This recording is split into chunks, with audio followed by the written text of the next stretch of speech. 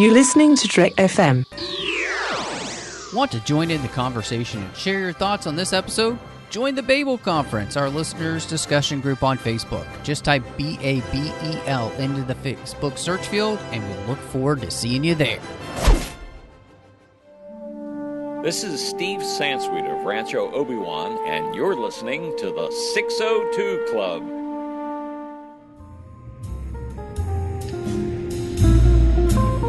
There was a little bar in Mill Valley where all the Starfleet trainees used to go. The 602 Club. You know it.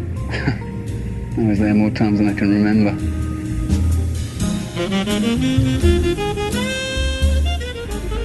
And the world was more beautiful than I ever dreamed, and also more dangerous than I ever imagined. Hop in bed now, kid. Come on.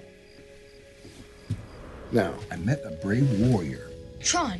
Bum, bum, bum, bum, bum, Tron. He fights for the users. He sure does. Oh, man, he showed me things that no one had ever imagined. There are these disc battles fought in spectacular arenas and cycles that raced on ribbons of light. So radical. And together, You built the grid. we built a new grid for programs and users. Now, I couldn't be in there all the time, so I created a program in my own image that could think like you and me. And I called him Clue. Codified likeness utility. That's right. And Clue, Tron, and I, we built a system where all information was free and open. It's beautiful. And then, one day, something happened. Something extraordinary. A miracle.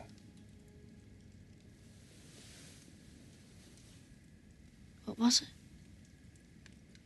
That'll have to wait till next time. I gotta get to work. I want to go with you, Dad. Yeah, well, one day you will. I promise. To the grid? Good night, Sam. Hey, what do you say? Tomorrow, you and I hit the arcade. You can have a crack at the old man's high score. First game's on me. Can we play doubles? On the same team? We're always on the same team. Welcome back to the 602 Club. I am your host here, Matthew Rushing. I'm very excited to be here for the show. You know what? I probably say that every show. I'm always very excited because I really always am. It's not a joke. I have been actually waiting to do this episode for a long time now, because this is a movie that I really, really enjoy. So I guess I just spoiled it. I guess we can wrap up. Thanks, guys, for being here. We didn't really have anything to talk about. There you go. But I had to have two amazing individuals to talk about this film. Two, I would say, paragons of cinema virtue. And so with me is the one and only Brandon-Shea Mutala, all the way up north from Canada. Take off, eh? Yeah, that's right, eh? Yeah, you got your coffee and some Tim Hortons? Yeah, you bet it, man. And I got myself some good old de-rezzing. I don't know. Oh, I'm not on my game right now. Again? Yeah, apparently not. That's okay. But we're not here to talk about that. Tonight, we're going to be diving into Tron Legacy, which is what had me so excited because this is a film that I have absolutely adored since it came out. So I'm going to say that right up front. And I think I do think that you two gentlemen also felt the same way about the movie. Yes, hands down. I actually saw this in Limax. I remember the movie theater where I saw it. I saw it with my cousin, and I actually, because back I actually paid for the 3D showing too because I was a sucker back then. But I remember, hey, the 3D in this film was amazing. It was. Though. You know what? I mean, can we just say that it was so good? Yes. A film like this, 3D works because there are so many layers and effects, going on, and blue screen stuff and everything like that. So it's easier to separate out the depth, sort of thing. So that was all well and good. But I remember I actually remember the scene where I realized how much I was in love with it. And I still, like, every time I revisit this is one of the first Blu-rays I got a hold of that I could, and I got my kids to watch it, and my kids loved it, and everything like that. And every time I've watched it, I'm just captivated. This isn't a movie where, like, I can watch like a couple of scenes and I'm like done. This is like almost Star Wars level for me, where it's like I know if this thing comes on, 2 hours are done. I'm out. See, I got to jump in and defend the 3D of this movie as well. Like, I feel a lot what you're saying there. I went and saw this in the theaters. I saw this in 3D. To me, this movie must be watched in 3D because not only was it intended to be in 3D, but honestly, when I think of this movie being in 3D, I think of The Wizard of Oz because this movie does not start in 3D. It starts in 2D. Mm-hmm. And when you get into the grid is when the 3D comes in. And that's like The Wizard of Oz starting in sepia tones and going to color when you get to the fantastical elements of the movie. And I think that's absolutely amazing and a wonderful creative choice for the film. Yeah. I mean, okay. I'm right there with you both. If 3D was technology that was going to actually last, I would have bought like maybe a 3D TV, but I got my projector, 3D projector.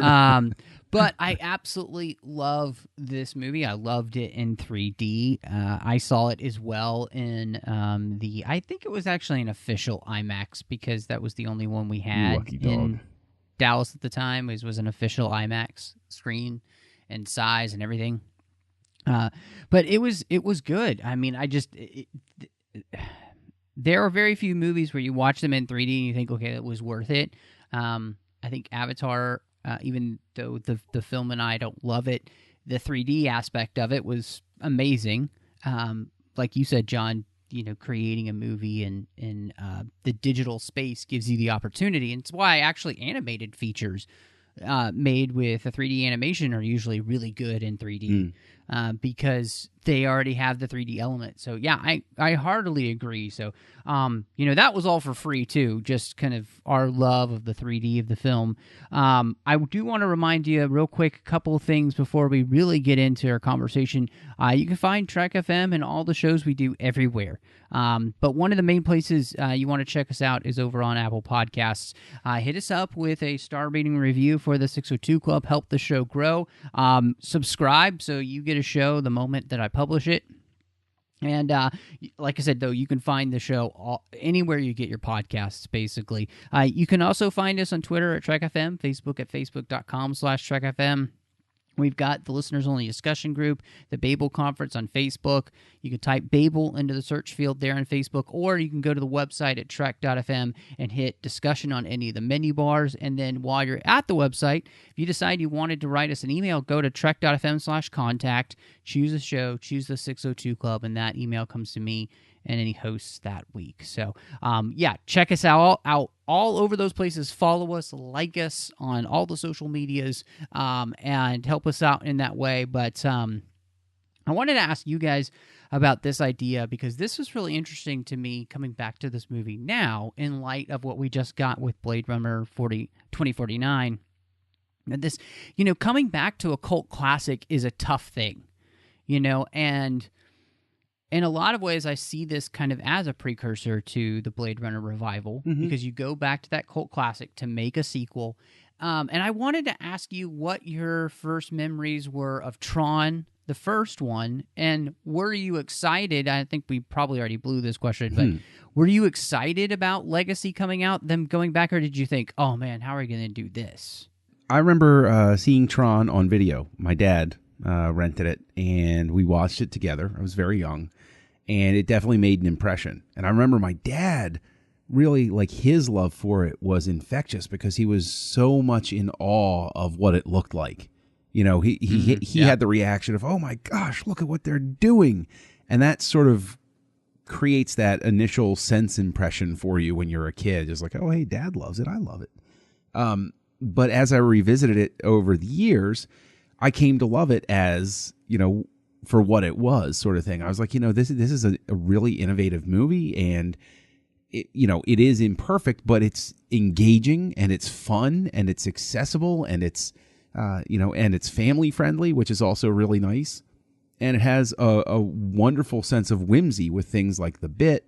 And even when, even when Clue in the first one meets his, spoilers, untimely demise, even that's a cute scene. When he goes, his tank gets wrecked. But I thought that it was just a fun movie. And when I found out they were doing a sequel, I was really excited, specifically because, it hit that nostalgic center. It was like, oh, wow, Tron with today's technology? That's going to be amazing. Yeah, I kind of felt a little differently about the original Tron myself. I had this sense of nostalgia for this movie that I'd never seen when I finally did see it. I'd seen a few shots of it on the Disney Hour or whatever it was, and the one scene that I remembered vividly was when they were drinking that water out of their frisbees and whatnot. And I'm like, so I had this very vivid memory of that scene. And I had bought the DVD as one of my first DVDs, like in 2001 or 2002, when I really started collecting DVDs. And I had told my friend when I was buying these movies, I'm like, on DVD, I'm just going to buy movies that are like important movies. And, really important films. And this is really important because it was the first like movie that had CGI in it. And I'm like, this is important. And my friend's like, yeah, that's never going to last. You're just going to buy a whole bunch of garbage movies. And he was right. But I had bought this movie. I'm like, yeah, I'm going to watch this. And I watched the movie and I'm like, huh, okay, that was a movie. And so the first time I watched it as a grown-up, I'm like, this really didn't do it for me. And I watched it a couple of more times over the years, and I kind of liked it. I'm like, yeah, this is okay. But for some reason, when they announced Tron Legacy was coming out, I'm like, wow, this looks really cool. I'm totally into this. And I have completely fallen in love with Tron Legacy. And I still don't really like Tron that much. So I'm coming at it with this really interesting point of view where I think the sequel is a complete masterpiece that far overshadows the original for me. I think that, again, that's interesting because I think that plays a lot into the conversation we just have been having, last year as 2049 came out. And that was a question a lot of people had. Is this better than the first one? The answer is yes. And so, and I think the crazy thing is, and what makes it a great question is that it's a legitimate question. We can actually have that conversation. And I think that's completely legitimate question here too. Does this exceed the first movie? And I mean, I'll say I think it does. Part of that is I think that what they're trying to do when they made the original Tron, it was very difficult for them. And there are parts of it that are very cheesy, obviously.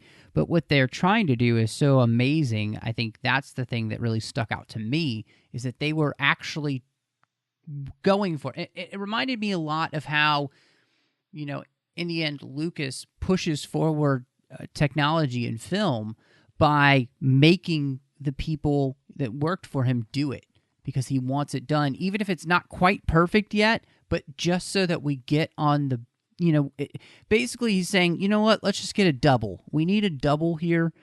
We don't have to have the Grand Slam. We just need to get on base at this point. And I think, with Tron, it gets us on base with that type of technology for filmmaking, and it's awesome because of it. I would actually go another step there and say that what is endearing about the original Tron is the same thing that's endearing about Labyrinth or Dark Crystal or any of an assortment of other films from the 1980s, Explorers, or films like that, where I will completely concede. Again, imperfect, flaws, not a great masterpiece or anything like that. But there's such an unbridled, unrestrained imagination about it that you can't help but appreciate it. And that's what makes me dig Tron, the original Tron, despite any of its flaws or anything like that. Is the same reason I can rewatch Labyrinth with the kids and sit there and I'm like, it's not a really well constructed movie, but they had a guy who could summon rocks and Muppets moving around with people and, little people with Muppet heads. And so, and it's like, it's somebody who just said, you know what? Yeah, let's do this. Let's make it happen. But if you're talking about actual quality of the overall film, I think Tron Legacy is, it's such a stunning achievement. And I think that the difference is just the fact that I think that it is that sense of the original breaks down that wall in terms of what they're going to try to do. And then by the time they come back to it, filmmakers are, or at least this filmmaker, is more mature about the technology that's available and how to use it, how to leverage it best. Yeah. And so he, if anything, you could argue that those first lessons where you cut your teeth for the first time on Tron, all of that, all of film history leading up to when they're going to release the sequel comes into play. So it knocks down that wall, everything gets built up. It's sort of like Jurassic Park leading the way for CG creature effects and stuff like that. I wanted to ask you guys this question because the thing I find interesting is that Tron Legacy ended up kind of falling into the same trap in the sense of where the box office went with it. That 2049 did. It's a cult classic that people love, but it didn't have enough of a draw for a new audience. And I'm sure, I think I've seen this with Legacy where it's become more and more its own kind of cult classic now. And I think that will happen with 2049, but to actually go back into to make a film in it, that series again, may not be something that is going to be readily accepted right at that time. Yeah, are you talking about this was like a little ahead of the curve in terms of what people were ready to accept for an audience, or are you talking about the springboard for like relaunching a franchise? I think, they did want this to be a franchise. They wanted this to be they had created a cartoon, for it as well in the universe with the Tron Legacy universe, and I think they wanted to make more films in this. And I think, if you asked Deneuve, I'm sure he would have thought of ideas for, Blade Runner, 3062 or something, we could have had another one there, but it seems like these movies, like the originals and then their sequel, they just kind of end up being something that people don't appreciate necessarily when they're out in the theater. And it just takes time for people to catch up to what these visionary filmmakers are doing. Well, 2049 was supposed to launch a cinematic universe because everybody wants to launch one now. And so it was supposed to do that. But I think that Tron Legacy, even though I hate the fact that when you bandy about talking about numbers where you're talking about hundreds of millions of dollars, and you're saying, but it was a box office failure. It's like, that is so much money. That's such an immense amount of money. And I understand it, it goes to shareholders, but then, they fund and leverage and all of that type of stuff. But where I think Tron Legacy has a hopeful edge to it at this point, or at least we have the hope of getting another Tron film, is the fact that Shanghai Disney has the Light Cycle ride. And there are plans to bring the Light Cycle ride to Disney World. If Disney is making a ride, their movies are created to sell tickets to the parks. So if they're going to have a Tron ride, I think it's pretty much a lock that it'll probably be a soft reboot again, like Legacy is. But I think we'll definitely get another Tron movie not too far in the future. I think that's interesting that they would do it at this point, because I had heard that they had wanted to do that third one right away. And that's why they went ahead with the TV show, was because the movie didn't do what they wanted it to do, was unfortunate. But I mean, like, even the TV show only lasted one season, and I watched the TV show and I thought it was fantastic. And I'm like, why didn't this take off? Like with all the shows that are out there that are not good, like, this is a really good show. It's interesting. I just wanted to talk, we were batting numbers around. So the budget here was $170 million back in 2010. And worldwide, this film made $400 million. Like, that's awesome. That's a good return, especially in 2010. It only makes $172 million here in the States, but then its domestic total is over $228 million. So, I mean, it's it seems like that. I don't know. It is interesting to me that these films just can't, like this. These films that I really love, like 2049 and Tron Legacy, they just can't find that audience that I guess the studio wants to have. Well, and the 400 million, is a lot, but I honestly think that if there's a film that we should saddle unfairly setting expectations for comic book or franchise movies or anything like that, it's The Dark Knight, right? The Dark Knight was the $1 billion baby. That was the one that blew everybody's mind of, we could make this kind of money with these movies? Are you kidding me? And so anything else around that time or in its wake, right? If you don't get up into the, the 800-900 million range, it's like, oh, well, it didn't perform the way that it could have. It's like, I think it really has to do, I think if that mark hadn't been so close to being achieved, at least, because because I think Dark Knight did cross $1 billion with they had a re-release that pushed it over the edge or something like that. I knew it fell like just short, but it was like right around in that range or something. But I think, it's the same thing happens with Superman Returns. Good movie, enjoyable. People like me love it. We're like, wow, hey, Superman's back. But it didn't make an ungodly amount of money. And so they're like, oh, it's a failure. We need to reboot everything. And it's like, oh, okay, all right, Yeah, I'm not. I didn't like Superman Returns. Like, I'm not a huge Superman fan like you guys are. But my wife and I did go to see it, and when we left, we're like, that's meh. But I mean, I'm not a huge Batman fan, but like Dark Knight completely captivated me, and that's a movie that I went and saw 3 times on opening weekend, not even being a huge Batman fan. Like, I fell in love with that movie as well.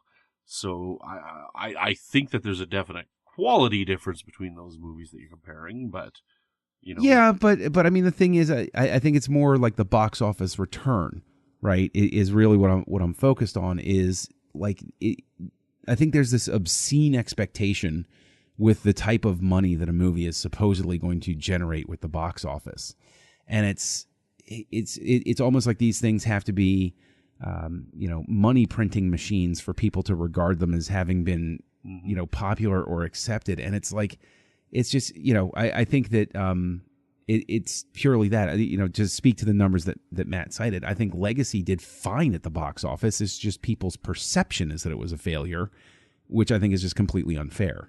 Yeah, well, and I think the other thing that gives people that perception of the movie is kind of where you see it on Rotten Tomatoes. And the film on Rotten Tomatoes, I think, holds 51%.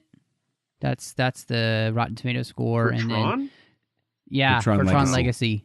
And then the audience score is 63. So it's just I don't know what it was, but this seems to be a movie that didn't connect with a lot of people then, and it surprises me because I watching this movie, I feel like it's so well done, and part of that I think was, to me, the way they melded the old and new, and that was taking what happened in the old story and just bringing it forward, but they also bring it forward, technology-wise and in every way. So, the effects and everything else. And one of the biggest technology aspects of the film was turning Jeff Bridges into Clue again, looking like young Jeff Bridges. And both roles that he has in the film of portraying these characters, I thought he was just bloody brilliant in. Mm-hmm. Like, he does such a good job of playing the younger version of himself, the one that doesn't know any better, doesn't know what he doesn't know, and is caught in his own hubris, and the older Jeff Bridges, who is a little bit like the dude in Cyberspace. Yeah. He's cool, man. Messing He's with my hip. zen, He's man. with it.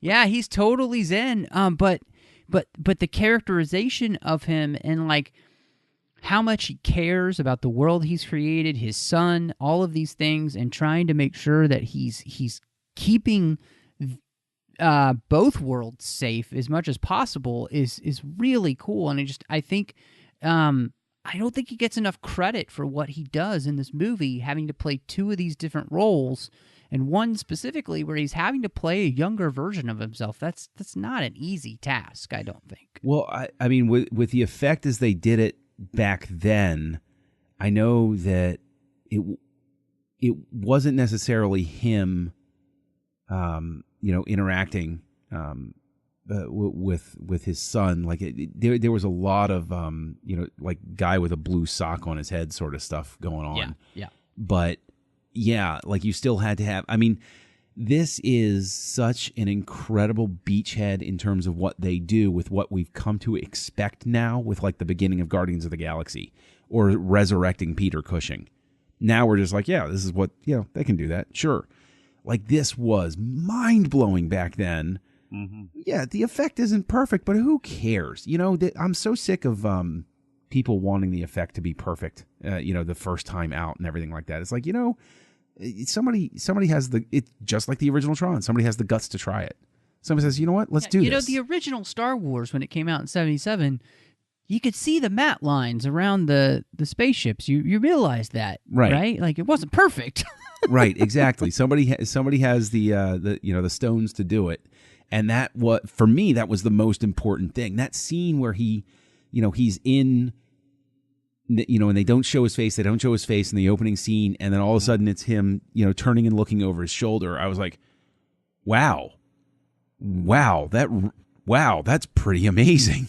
I remember seeing that in theaters when that happened. I'm like, holy smokes. Yeah. Yeah. Yeah.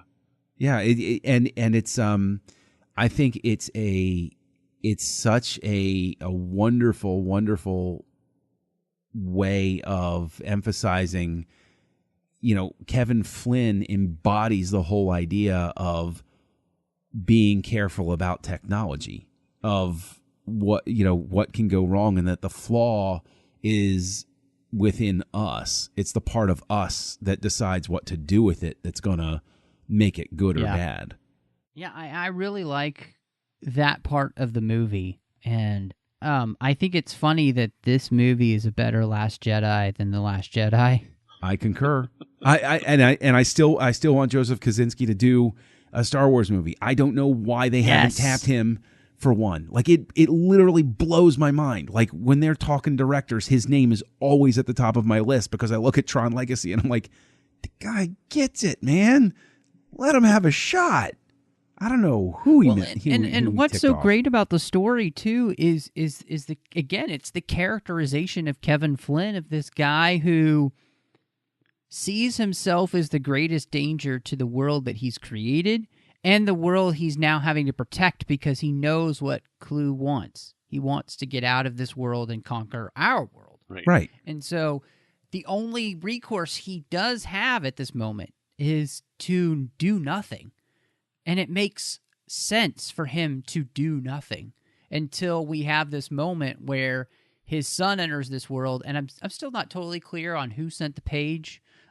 Maybe it was supposed to be Cora. No, Clue sent it. It was Clue it was sent bait. it. Okay, right. Yeah.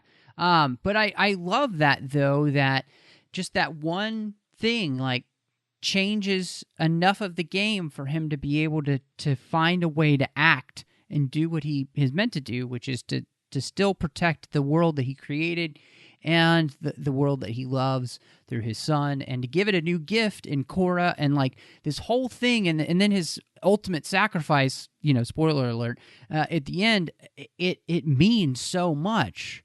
But I just felt like this movie really finds a way to make that storyline work and to make sense. and to feel like part of this character. And the other part I love about it is that he doesn't feel like a different character. He still has very much of that mentality of that dude from the 80s film, right? But at the same time, he does have a great bit of wisdom, and he's had a lot of time to think, and that shows too. So he melds those two really well. Do you guys, like, I don't know if you're also getting it, but do you guys also get like quite biblical vibes off of this story as well, where like Flynn is like God who's created this world, and Clue is like Satan, like the perfect angel who's fallen, and is now leading this underworld of sin or whatnot with like these clubs and this fighting arena and stuff like this? Or am I kind of looking too much into it? No, I definitely think that there is a subtext that can be picked up from that.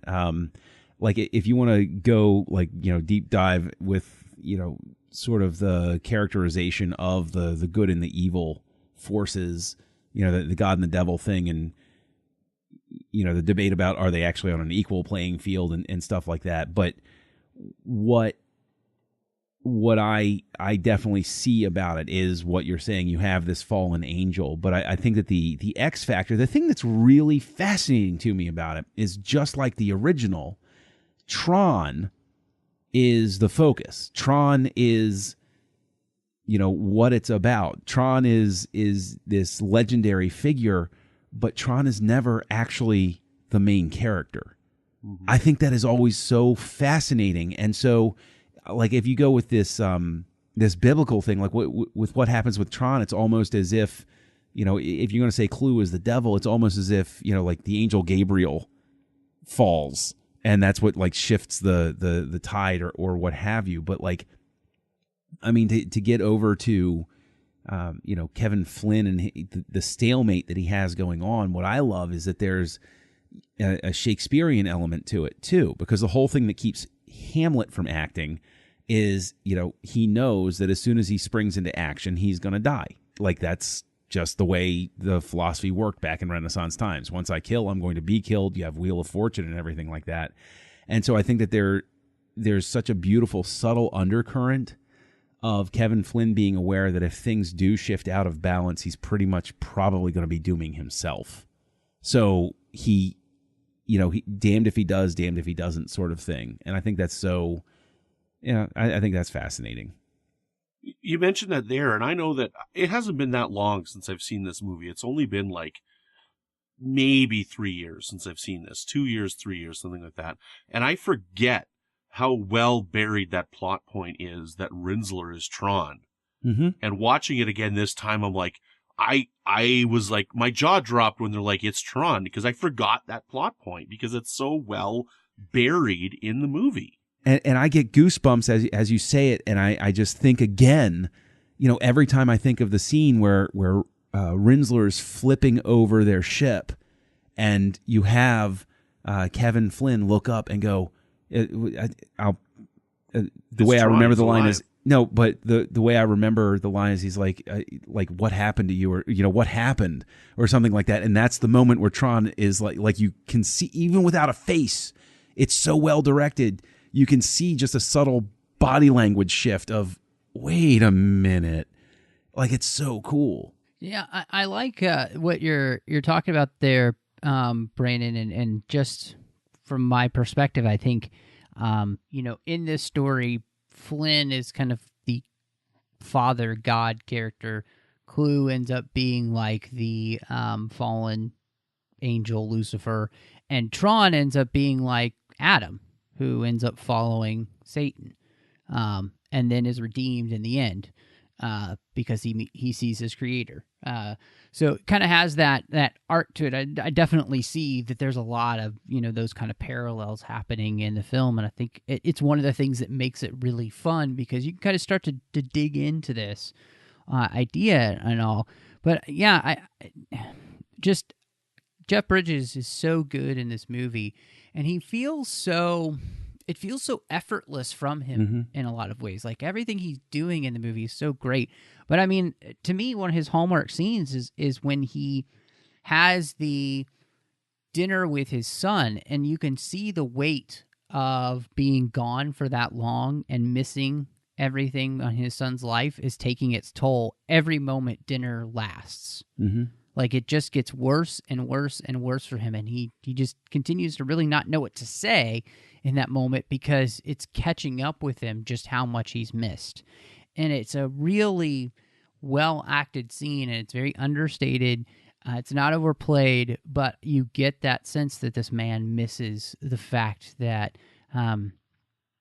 this is the son that he's really not ever going to truly get to know. Because like you said, John, he has a feeling that the board has shifted and there's a good chance to save everything. It's going to take him saving everything, and it's going to cost him everything.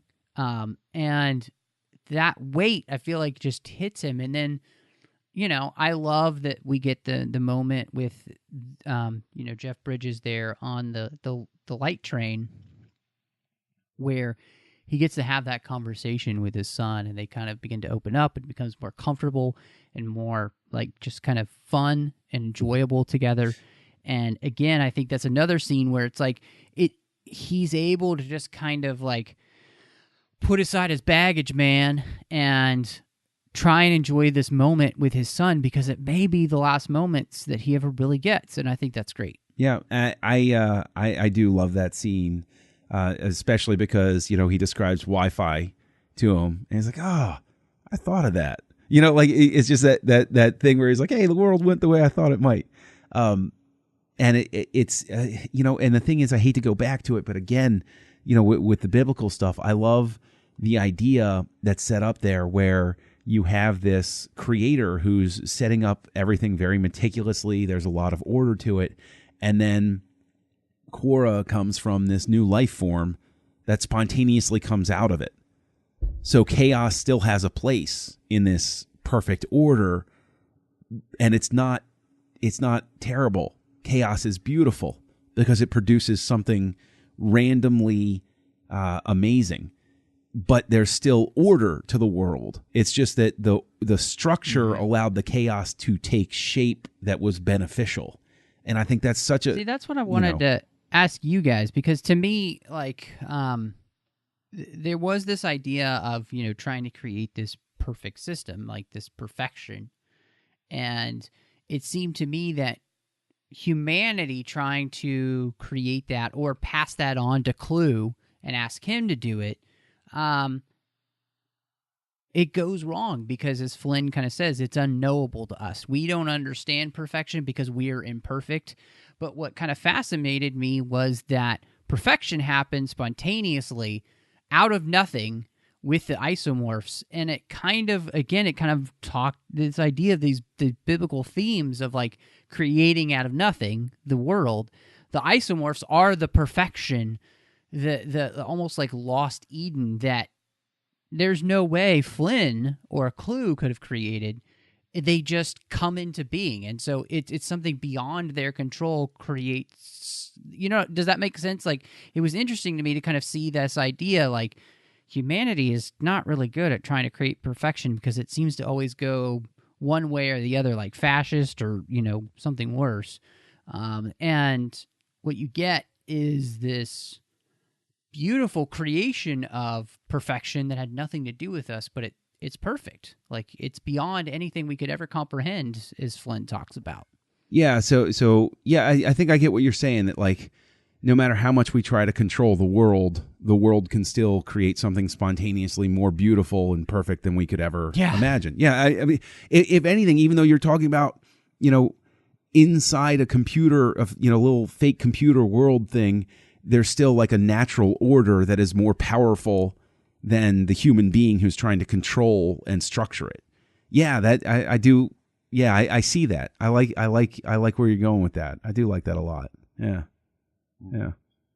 See, there are parts in this that, like, I don't quite understand, like, why certain things happen in this movie and what they're trying to go towards with certain things, like the isomorphs themselves. Like, okay, so the grid creates these things basically out of nothing, and I'm like, okay, well, what do they signify then?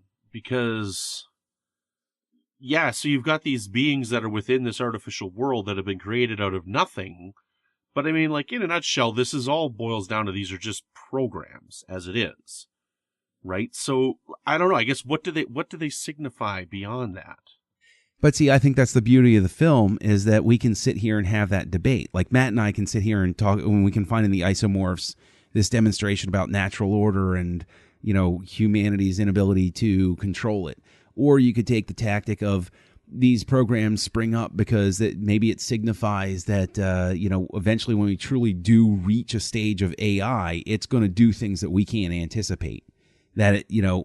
But if anything, I think that the most beautiful thing about it, like if you want to pull that thread, is one of the big, you know, headline grabbers now is people saying like, oh my gosh, AI, it's here. Skynet's going to kill us all. And we tend to get very, very negative about stuff like that. We're like, oh, geez, this is, you know, every time in science fiction, it seems we create like the big master computer. It's like, you guys suck and like comes after us, right? But in Tron Legacy, it's Kevin Flynn's direct creation clue that goes wrong, but the computer creates something, you know, put whatever adjective you want to, good, noble, pure, whatever. And so I think you could even say that that's sort of a thing where it's like once computers get to a certain level, we can't anticipate that they're going to go wrong every time, or that it's going to be a bad thing that the robot dog, you know, I don't know. Robots maybe are a different thing. Maybe we should just keep everything in a computer or something, because robot dogs that can open doors terrify me. So, you know, but whatever. So I like this idea, though, and what it signified to me, Brandon. So all the things that exist in the grid are programs that man has made, right? They're programs that we've created, you know, and so, yeah, I guess the Fandango app is running around down there in the grid, you know, along with all the other apps that we've created. But what it seemed to signify to me is that, again, this is something that the system, or something so beyond anything we could comprehend, created perfection. Like, it's not a human creation. This has nothing to do with humanity whatsoever. Like, it just came into being out of nothing, and it is something that is perfect. It has a understanding and a code to it that could, if given the opportunity, as Flynn says, this could change everything. We could wipe out disease and all of these things because of what these things are. And it almost seemed like, to me, like, I guess if we're kind of talking in these biblical terms, it's like almost a second creation, like a second Garden of Eden. They were a second, you know, chance at perfection that we had nothing to do with. And then, of course, you know, a clue destroys them because they aren't lockstep. And yet, you know, what Clue can't understand is perfection doesn't mean lockstep. There's beauty in uniqueness, and that is also perfection. And so it's like, but you can't teach that to the binary, the ones and zeros. And it seemed like, to me, in a lot of ways, the isomorphs were something that could transcend the binary of that being one thing or another, to being way more than that. And that's what was revolutionizing this digital space. And I think that's, I mean, again, the fact we can have this conversation, it's totally outlandish and crazy, but it's also super cool. And the thing is, this is a film where we're simply talking about one aspect of it. And it's spurring this type of like deep philosophical conversation, not even about whether we agree with this philosophy or whether it actually exists, but just like trying to break it down. And if I'm not mistaken, this is even Kaczynski's first film, right? Is it his first film? I think it's his first film. And like that, or even if it's just his second, I mean, honestly, a film like this, it would be very hard for me if I created a film like this, not to just like drop the mic and be like, I ain't getting better, guys. I'm out. I'm done. But the guy keeps going. So, you know, thank you. But that, I think, is really the point of the isomorphs, is that it creates these conversations. Like, I I think that one of the things that will always remain with me, that will always make me love Tron Legacy so much, and I love pretty much any work, especially in the modern era, that goes back to the idea of simply throwing the questions out there and being well structured enough that when I revisit it to try to glean, is my supposition right about what it's trying to say here? Is my theory correct? Is there something I can discuss? I mean, it's like when a Star Wars conversation comes up. Like, that's the beauty of it. It's like I can go back. Just last night I sat down and I watched part of Attack of the Clones, and I'm sitting there and like new questions come up while I'm watching it. And with Tron Legacy, I'll go back, I'll watch this Isomorphs thing, I'll remember this conversation, and I'll start asking more questions about it. And I think that's really that's why this film elevates to artwork as opposed to just, gristmill formula franchise movie. Right. With the Isomorphs, there's one question, I want to get it out there because I don't want to forget it, but I don't quite understand how it can eliminate disease. But the other thing that I wanted to mention before we get off of the topic is, while I was asking what do they signify, I will tell you what I was thinking of when I was watching the movie this time, and that as a Christian, one of the things that I struggle with is evolution, because to me, evolution makes sense. Right. And so it's something that I consistently struggle with. And I've had this conversation with people in my church before where it's like, okay, I look at babies that are born with birth defects. And to me, when I see that, I see an error in evolution, because a baby's supposed to be made in a certain way. You're supposed to be, people are generally created with a head and 2 arms and 2 legs, and that's what they look like. So if you have a baby that's born with, say, no legs or no arms or something like that, then something went wrong in the gestation of that baby. And to me, that makes sense that that's something that broke down in evolution. And so to me, that's evidence of evolution.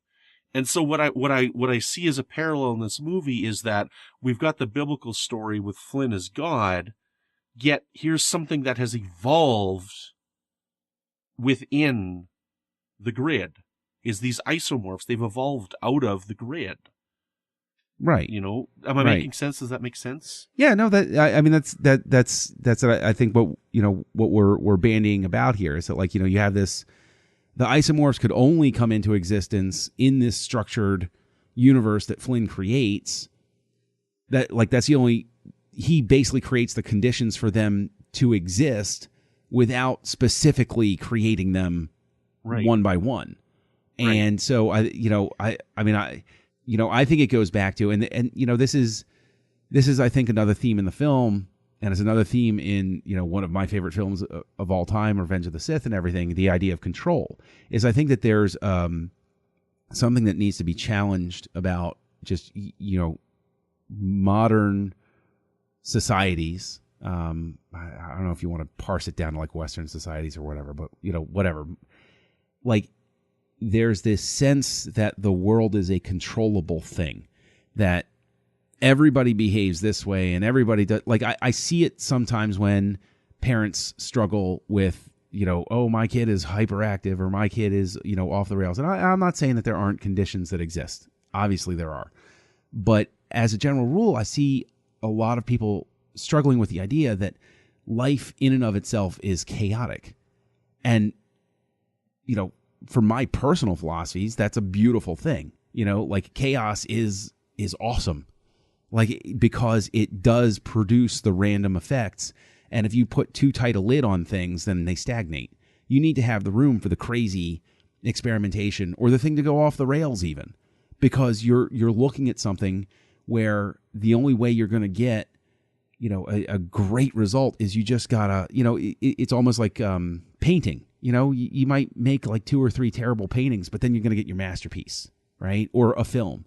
Joseph Kosinski might make 10 terrible movies, but he made this one, right? And what's different about the circumstances with each and all of that stuff. And I guess maybe I've gone off the rails or something like that. But with the isomorphs in specific, I think that the idea of them being able to cure disease is Flynn thinking, if we can get Quora out to the world and she becomes, she has the Pinocchio experience of becoming the real girl, then what's inside her since it's unique and spontaneous, could provide some sort of I don't know, some sort of fixative or cure or something like that for what is broken in society outside of Flynn's little world or something. That's how I take it.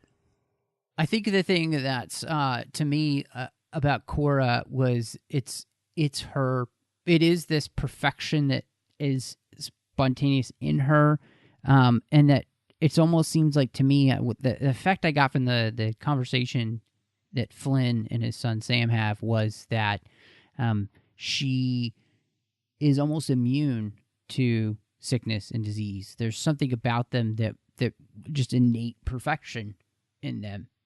And so, yeah, to get her outside of the system and into our world could change everything by, using her DNA to be able to help solve many of our problems in that way. So do you think that, like, when her arm was cut off and he takes that faulty code out and it regrows, do you think that's because of his coding and what he fixed? Or do you think that it regrows because she's an isomorph? Both. I got the feeling like that the faulty code or whatever happened because of somebody, chopping her arm off, and it was like she had been infected with faulty code, and then he's just able to do the quick fix, and it grows her arm back. Part of that may be because she's an isomorph. I don't know. I think in that world I think it's column A and column B, because I think that he's the one that can tinker with it. But because the only thing that Clue or his minions can do is corrupt or destroy, and so she winds up getting corrupted. But Flynn is the one that has the power to make it so that the corruption goes away. I mean, if you want to keep going down the biblical thing, read into that what you will. Because he seems surprised when the arm is growing back as well. He's like, "Oh, look at that," or something like that. He says, "I don't remember exactly what he says," but I've wondered, is it because of the removal of the code, or just because she's an isomorph that she can regrow her arm? So yeah, I think John might be on something. That it might be both. I wanted to ask you guys, wow, that was an amazing conversation, by the way. And just as everybody, I think, can hear, there are so many things we could still talk about in that area, which is, again, I think, John, you made the point. This is what makes this movie so great, is we can have these super deep, emotionally driven, fantastically philosophical conversations about human existence from a movie about being inside a computer program. That was a terrible flop at the cinemas. Yeah, exactly. but not just a movie like that, but a movie where they also have incredible fight scenes with these cool spinny discs and light cycles and stuff like that. I mean, this film's got everything, man. It's amazing. I wanted to ask you, because we spend the most time in the movie with Sam. And I wanted to ask you what you thought of Garrett playing him and just his characterization, and because this is one of the things that I saw that the movie does kind of get ding-dong, is people don't really enjoy his acting. Really? So I wanted to ask you what you guys thought. I don't understand people. Yeah, I'm with Brandon. I don't get it. I don't get it. I don't know what people expect half the time. Seriously, it's so. I think sometimes when people complain about somebody's acting, not every time, obviously, but I think sometimes when people complain about somebody's acting, it's because they don't agree with character choices or something, and they don't know a way to voice it. Now, I'm not saying that to be dismissive or anything, but it's almost like when you sit down and you vet a design or something like that, and somebody says, "I don't like it." Well, I mean, that means a ton of things, doesn't it?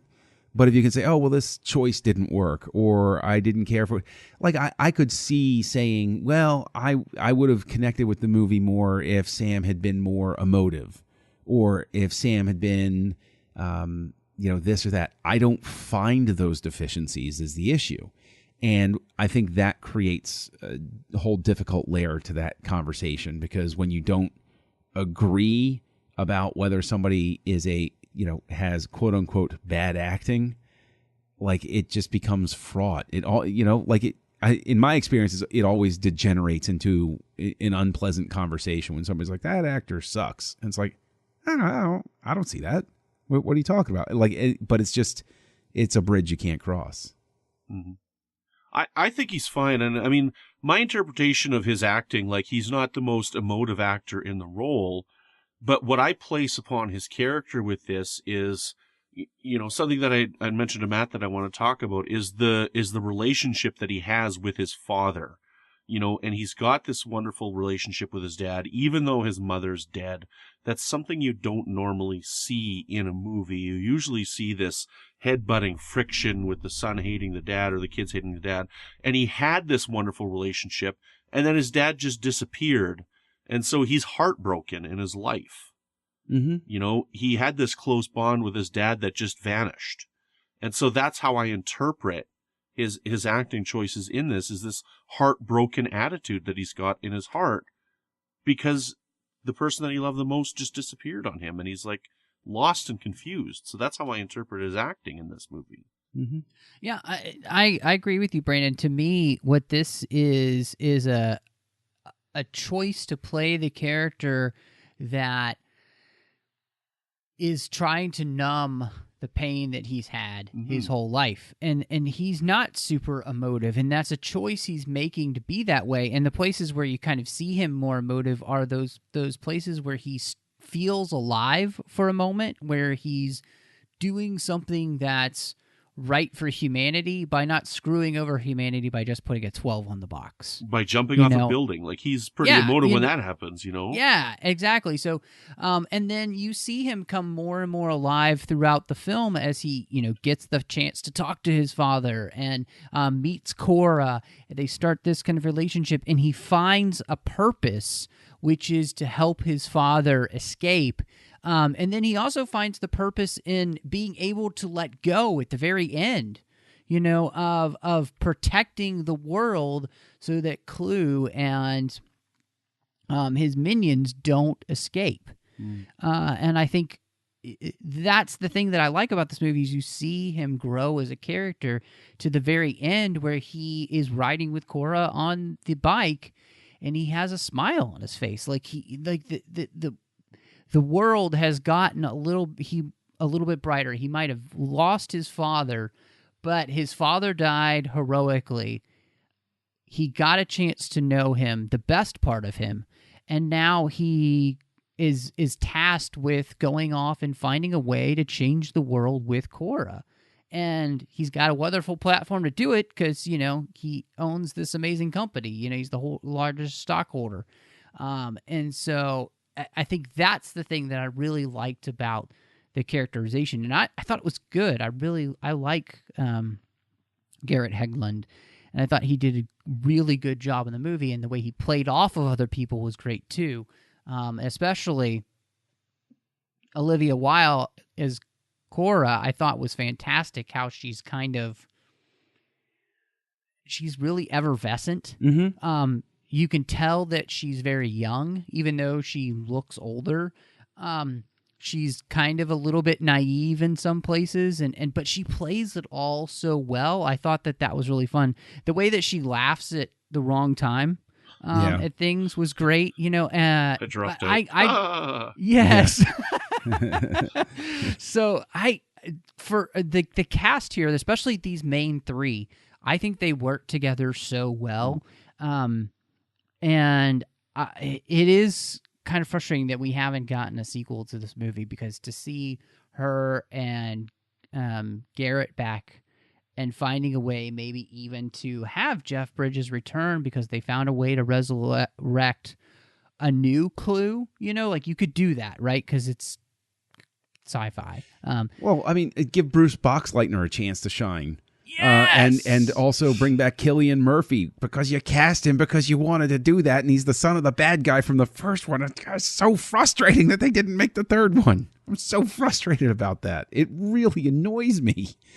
Gosh, it annoys me. Obviously. I wanted to point out one thing here at the end that you mentioned there quickly. Speaking of Blade Runner, did you not get a Blade Runner theatrical cut ending when they're like riding the motorcycle at the end through the forest? I do have that emotive moment. I think it fits better here. Yes. Hands down. But yeah, I like you drawing that comparison. That is a good way to put it. Whereas like dark, dark, dark, dark, dark, dark, dark, sunny trees. What? Wait, what happened? I just want to mention we do get Spock in this film. Sarek. You know? Yeah. Or Sarek. You know, I don't watch Discovery. But I just love that he was a really popular actor. And he's just kind of continued to be in things, James Frain. And he's just so swarmy as this Jarvis character. Like, I just kind of love him. Yeah. And then, of course, I love how he dies. Yeah. Like, he's just said one thing too many. Yeah. Uh-huh. Yeah. Yes. You know what? I will say that James Frain, I think, is what helps sell Clue to begin with. Because if you don't have the right real actor to help sell that digital face, I don't think that plays as well. I really don't. And so I think that he is he should be regarded as something of an unsung hero in this film. Yeah, I like him, and that's just fine. It's I still can't believe it's him because, you know, just the last I've seen him is as Sarek, right, for the last couple of roles. I know that he was in 24. I don't really remember him in 24 because it's been so long since I've seen the season that he was in.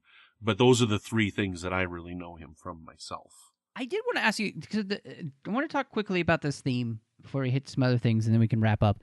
But the very beginning of the movie obviously kind of hits very heavy, this idea of, you know, the Dillingers of the world and the Flynns of the world, and what they've done for the world and how they deal with the world. And one takes advantage of it, and the other is trying to give back to it.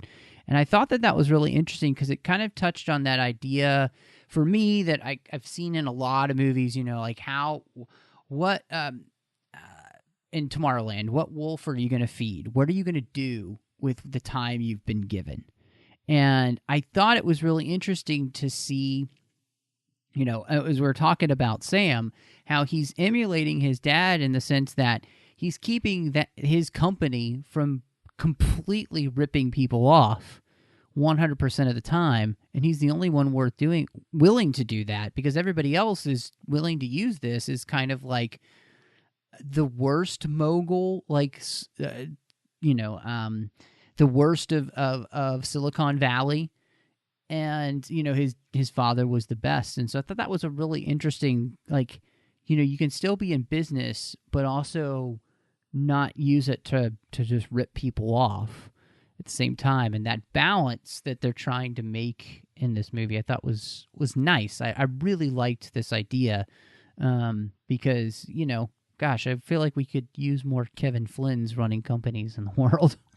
Well, I think even in the context of this especially is, if you go back to the early days of like personal computing and stuff like that, there's this romanticism about how Jobs and Wozniak, you know, got in there, and, you know, and Gates and everybody ripping each other off, but like doing it because they were passionate and they wanted to, you know, push technology forward and stuff like that. But eventually you become the Apple juggernaut, or you become Google, or you become what have you. And even if your mission statement was do no evil, you know, that's, you know, it's hard not to be cynical and be like, yeah, whatever. Sure, guys. So I think that, you know, you could take that not just about, I mean, obviously about companies in general, but I think it works particularly well given the age between Tron and Tron Legacy, seeing the role of, I mean, if anything, the original Tron reflects that enthusiasm and romantic verve of the dawn of the personal computing age. And then Tron Legacy is set in this world of what we did with it and where it went. And, you know, like that in and of itself, I think could spur like a whole, you know, huge conversation about, are things as bad as we think they are? Are things better? Are we fooling ourselves about the nature of the companies that, you know, provide our tech and stuff like that? There's three things in this movie that bother me, and like one of them is that scene at the beginning with the opening scene and those computer people that are in there. And they hit it a little bit too hard, that nail right on the head where, you know, Bruce Boxleitner is really, really good and everybody else is really slimy. It's just, I don't know, for me, the way that scene is portrayed, it's like, oh, look, we put a 12 on the box, and that's how we made it better. And Bruce Boxleitner's like, well, how did you make this better for people? Oh, we put the 12 on the box. And I don't know, for me, they just hit that a little bit too much right on the head for me. But see, the thing is, you have the reflection of the business people there. Yeah, it's that guy that says, you know, oh, we put a 12 on the box. But then you have Cillian Murphy, who's actually defending the OS and saying, no, this is actually good. You know, it's the most secure, it's the most stable, and he's defending it. So I think that in and of itself is a reflection of the changing beast, that your board is no longer made up of people who actually know and can work with the technology anymore. You have the guy who helped found it, who built the first ones in his garage, and you have the guy who, you know, learned at his knee or at the knees of people like him, and then you have 10 or 20 other people, and all they care about is profit share. They don't know anything. They don't know, jQuery from Vue, from Nuxt, from Bootstrap or anything like that. You know, like all they know. You just said a lot of words. I don't know what you're saying. No, you know, but like they wouldn't be able to code a line to save their lives, but they're on these boards. And so, you know, I get what you're saying about how it's too on the, you know, he hits the nail on the head, but I think it's because that sets up the specific, you know exactly where these people are with that stroke of the hammer. Right. You know exactly where everybody is. Right. So it which works. I think you also have to do because, you know, you've got a 3-minute scene and that's really all you're going to get from those. And so you kind of have to make sure you make the point and then move on. But what's interesting is that that's a mirror for the what we see kind of in the grid, you know, the difference between Kevin and Clue and the choices they're making and everything. So I think it really does work. I think the thing that I was really amazed by is how the production design of this movie still completely holds up 7 years later. The effects are incredible. I was reading too that the director wanted them to build as much as possible.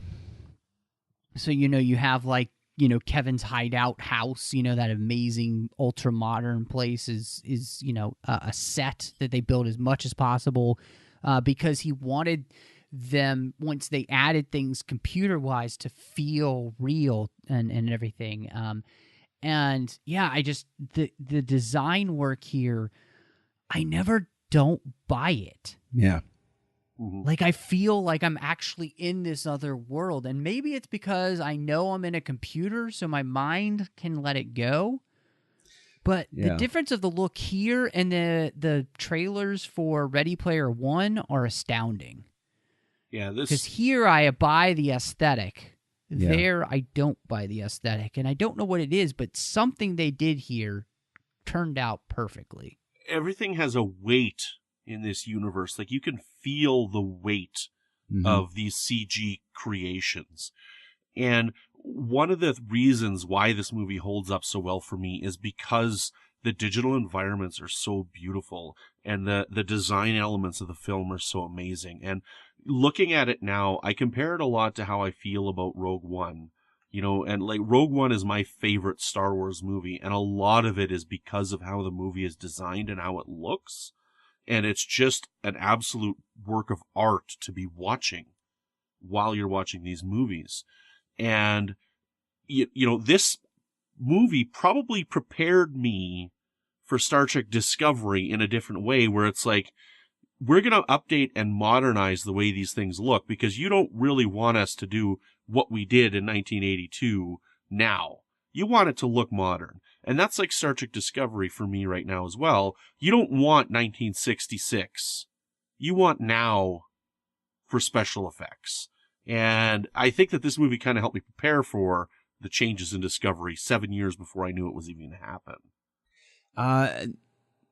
I find that interesting. I think that's cool. No. I'm not being dismissive. I like where you. No, I'm saying I like where you went with that. Like I cool, swear to you, I'm wrong. not. No. I'm not saying it. I think in you're that sense wrong, at all. but John doesn't. No. But I would say that the difference here, the reason that these digital environments feel and look and just resonate, as so real and believable. I do think, Matt, you're right. There's an element. I know in my brain I'm in computer world. And so if I see something that doesn't bounce quite right or something, I'm like, that's because that's how things work in computer world. But if I'm watching this, the thing I note is that even when you're dealing with, the digital stuff or the digital planes or the light cycles or anything like that, the camera movements, the use of the camera is done in such a way that Kaczynski doesn't go nuts and all Michael Bay-ish in a Transformers movie, where like the camera is where it can't exist and it's spinning around and 16 different things are moving in 20 different directions while the camera's moving in a fourth axis that I didn't even know existed and stuff like that. Kaczynski moves the camera as if he's shooting models. And I think that's why the digital stuff holds up so incredibly well. And, Kaczynski and his cinematographer and his effects team. When I say Kaczynski, I mean the entire creative team that put this together, that storyboarded it and everything like that. They put it together smartly. And I think that's why the effects do hold up. But they let it linger on the shots as well, which is one thing that frustrates me so much about Discovery, is like with that scene where they're going up and down that spiral and then that cool video game sound is happening, right? In Tron, when they're on the light cycles, like they let it linger on that shot for a little while. And you get to see what's going on. Right. And I love that. They take their time and they let you look at the beauty that they've created. Part of that's money. I mean, you have the money to linger on an effect shot in a, feature film that you don't necessarily on television. But I guess I don't understand that. Like, if you've spent all this money to create the shot and you've created all this digitally, like, can you not just hit play on it and like elaborate it and let it go farther? I guess I just don't understand how digital stuff is made. I think again, it goes all the way back to the director and the creative team vision of knowing what they want and not.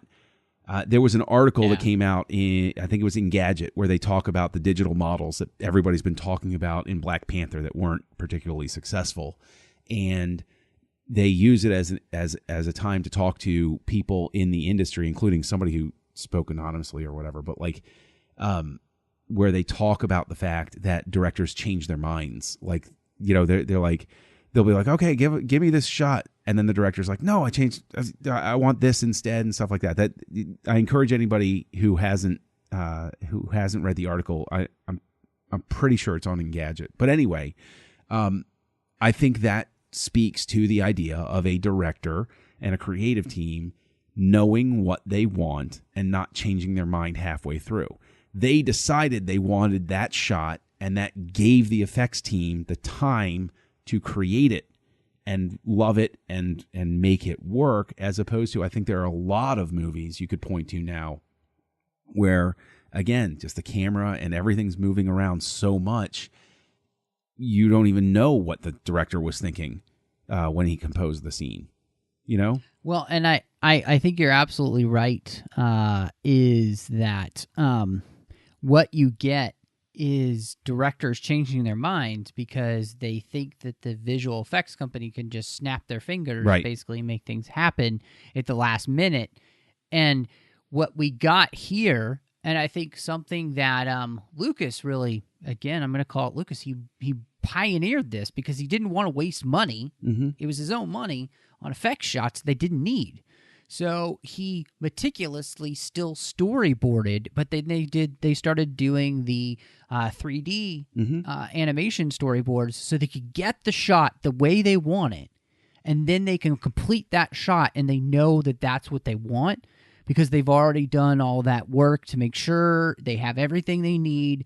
And I do think that is something that you get with great visionary directors where they know what they want and then they can get that on screen and then you can give it to the visual effects people so that they can do it. And I can think of, any Chris Nolan movie. Chris knows exactly what he wants, and that's the shot they get. Whether it has to be digital or it has to be a model, they're gonna get that shot and they're gonna make it perfect.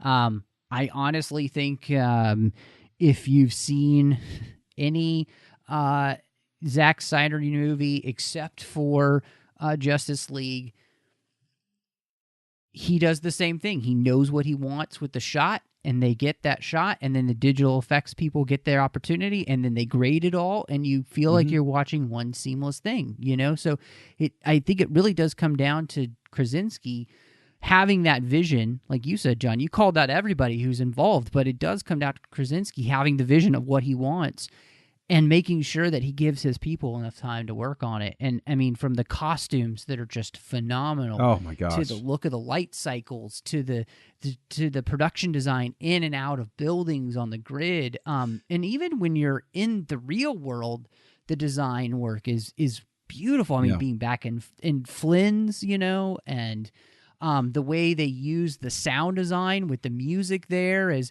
it's playing those songs on the jukebox, which are completely in line with the things that are about to happen with the movie. So it's like everything is working to create a vision that is cohesive and holistic as the movie itself. And I think that's, to me, what makes this movie kind of you called it out earlier, Brandon, a masterpiece is everything is working together to create a whole vision that this director had. And it's really on screen for us now.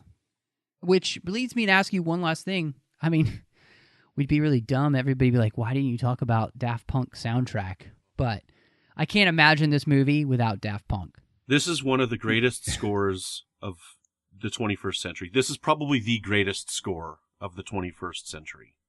And like I can't tell you how many times I've listened to this. It is absolutely perfect for the movie. And in and of itself, it is a work of art. Agree. I would never presume to debate soundtracks with you to begin with, but I do agree that the soundtrack is amazing. No matter, like, I even knew people who didn't particularly care for the film who still bought the soundtrack because they were like, that music was amazing. And I think that no small part of it isn't just Daft Punk, but the silent assist they got from Hans Zimmer. As evidenced by the the drums in certain scenes, where it was like, that's Hans Zimmer, okay. I can't put into words how many times I've listened to this soundtrack. Like, I can't even estimate it. Like, it's still in heavy rotation if I got to, like, focus on something at work and I'm, like, writing or something like that. Like, all right, Tron Legacy soundtrack, and it goes on and I just zone out and I'm elsewhere. Yeah. Yeah. I'm so glad to find that people actually do like this because, you hear a lot of people, and as I learn with soundtracks and stuff, you get a lot of people that are like, oh, I don't like synthetic scores. And I'm finding that what they mean when they say they don't like a synthetic score is when you're trying to make a sound like a symphony using a computer program, and where this is a different level altogether because they're not trying to make it sound like a symphony. They've got symphonic elements, but they've got this highly digital, Daft Punk style music in here. And I mean, like, I go to one of my other favorite scores. I mean, like, I really love the music for The Girl with the Dragon Tattoo as well, by Trent Reznor. But, like, this is a different kind of symphonic score. And I'm really glad to find out that people really do love the music for this movie because it is brilliant. It is amazing. It is beautiful. It is epic. It is everything you could possibly want out of this movie. And that's another reason that elevates this movie for me, is because the music is so perfect and it's such an integral part of the movie. Mm-hmm. I think that the genius of it is that it knows when to sound more symphonic, and it knows when to be a more electronic, but it never leaves that synthetic electronic sound. But there's a slightly more symphonic part to the score, and there's a much more, obviously Daft Punk feel to it. And the way that they blend those two together, I think is so well done, so that you have the right moment at the right time. It's the perfect cue when you need it, and it's a really well done, really well crafted part of the film, and the fact that it's so integral to the movie.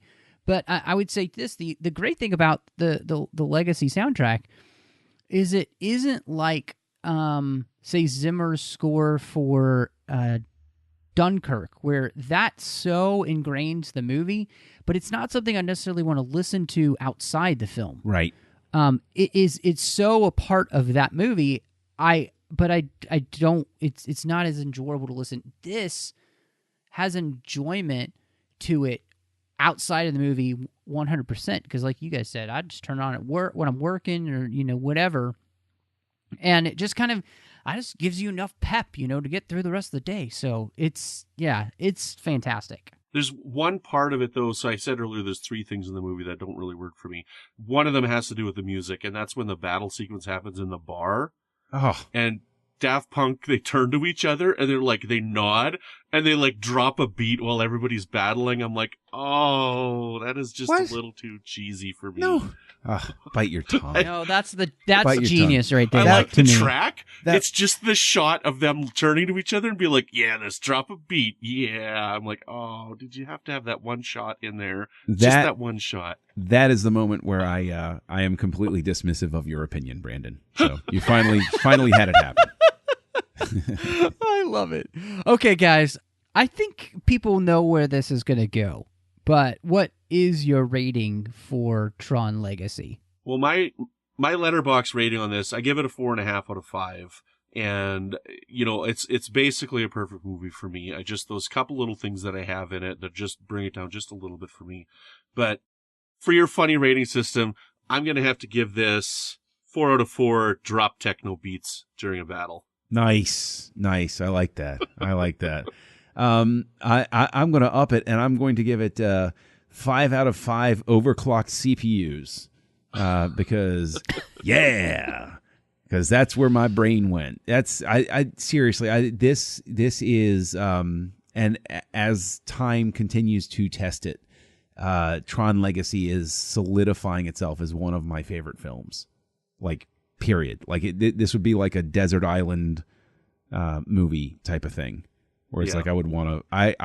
I enjoy revisiting Tron Legacy on a fairly regular basis. You know what? I'm just going to give this. Wow, that's a big door. Yeah. So this is. Everything we've said about it is just 100% true. It's a great film. If you haven't seen it, go watch it. If you haven't seen it, I don't know why. If you haven't seen it in a while, go back and watch it. You're gonna enjoy it. I'm right there with both of you. This is a movie I feel like I could pretty much pop on any time and sit through the whole thing and just completely enjoy it. And continue to just think more and more about it, like we did tonight, where we talked for, I'm pretty sure, at least 40 minutes about the philosophy behind so many of these things that are happening in it. And again, that was only one small part of the movie. There's so much more we could talk about, but I really appreciate you guys joining us. I appreciate our associate producers here through Patreon, Ken Tripp and Davis Grayson, and they make this possible each and every week for us to come to you here on the 602 Club. And of course, the entire network. It's a really big thing. It's just Track FM's huge.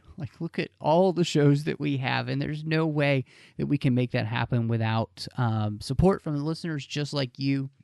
Go over to patreon.com/TrekFM.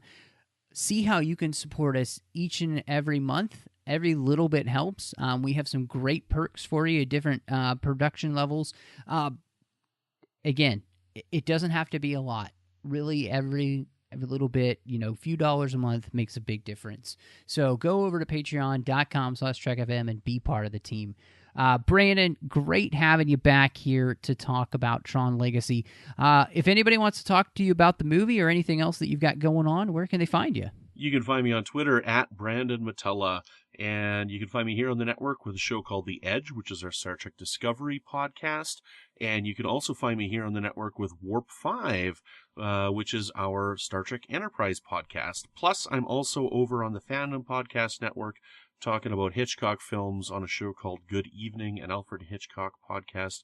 And we now have our own independent feed for that show, but we are still a part of the Fandom Podcast Network. So it's a lot of fun. We just finished up our last silent film of Hitchcock's, so we're just about to enter into the talkies, that era that they didn't think would last. Man, well, it has lasted, and John, you've won a Parsec Award for talkies. Where can people find you? Oh, well, gosh. Of course, I'm Kessel Junkie on the newly popular Vero social platform, which is kind of cool. If anybody wants to check that one out, but that's the one that's not available in Canada that you told me about, right? Oh, is that unavailable in Canada? I think that's the one you told me about. And Man, I feel bad now. I'm not going to leave it or anything, but I feel bad now. Well, anyway, you can also find me, over on the Ether, co-hosting Words with Nerds with my pal Craig, and then if you go over to the Nerd Party Network, I'm co-hosting Great Shot Kid with Mike Schindler, and I am co-hosting Aggressive Negotiations, a Star Wars podcast with a delightful gentleman by the name of Matthew Rushing. Well, and you can find that guy over on Twitter on MattRushing02 and Instagram under the same name. I'm on Vero too, so you can find me there under my name. You can also find me on the network doing The Orb, Chris Jones talking about Deep Space Nine. I am also on the Nerd Party Network doing Outpost with Drea Kaufman, talking about Harry Potter each and every week, one chapter at a time. We're in the Goblet of Fire, so check it out. Aggressive Negotiations, and of course, last but not least, I'm doing Cinema Stories with my friend Courtney as we talk through films, pretty specific lens of faith. And so I hope you'll check it out. You can find all of our podcasts where Apple Podcasts or wherever you get your podcasts. So I hope you'll subscribe to my shows, Brandon's as well as John's. And I want to say thank you so much for joining us. And y'all come back down here